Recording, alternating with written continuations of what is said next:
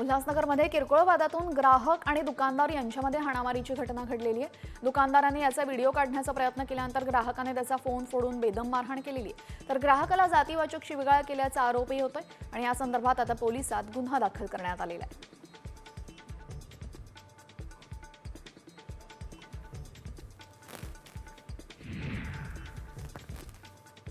कल्याण पूर्वेतील शक्तिधाम रुग्णालयामध्ये गर्भपात आणि कुटुंब नियोजन ऑपरेशनसाठी गेलेल्या शांती मोरियो नावाच्या महिलेचा मृत्यू झाला।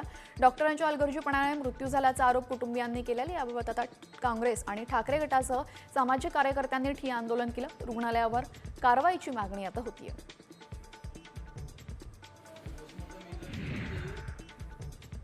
उल्हासनगरमधील शेकडो अनधिकृत इमारतींवर पुन्हा एकदा कारवाईचं वादळ घुंगावू लागलेलं आहे। एका बेकायदा इमारती प्रकरणी न्यायालयानं थेट उल्हासनगर महापालिका आणि पोलीस प्रशासनाला जबाबदार धरले आणि संबंधित इमारत तोडण्याचे आदेशही दिलेले आहेत।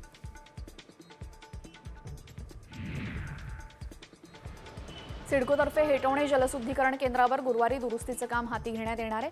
यामुळे दुरुस्तीचं काम पूर्ण होईपर्यंत 2 दिवस जलवाहिनी बंद ठेवण्यात येणार आहे। यानंतर सिडकोकडनं पुढील 24 तास कमी दाबाने पाणी पुरवठा सुरू केला जाईल।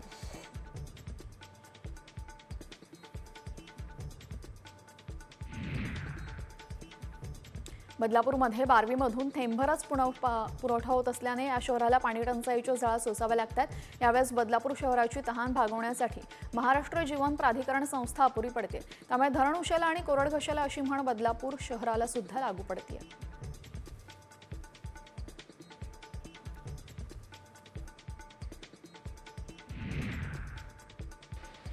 पालघर तारापूरमध्ये कारखान्यातील औद्योगिक सांडपाणी वाहून नेणाऱ्या वाहिन्या ओव्हरफ्लो झालेल्या आहेत। त्यामुळे सांडपाणी रस्त्यावर वाहत असून जलप्रदूषणाची समस्या निर्माण झालेली आहे। मात्र महाराष्ट्र प्रदूषण नियंत्रण मंडळ याकडे दुर्लक्ष करत असल्याचा आरोप नागरिकांनी केलेला आहे।